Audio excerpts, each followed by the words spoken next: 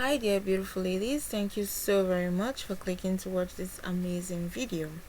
Right now you will find 90 boho style floral summer dresses for ladies. If you love your bohemian fashion, and of course you love to look good on long gowns and beautiful flower style gowns, this right here will definitely serve as a guide to give you a wonderful inspiration on what you should shop for.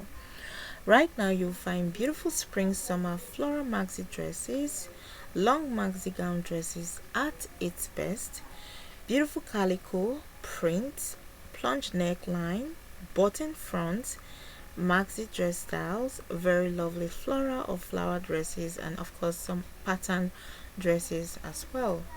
These are really lovely videos for ladies, or lovely picture images that should definitely help guide you into looking outstandingly beautiful, especially for the summer.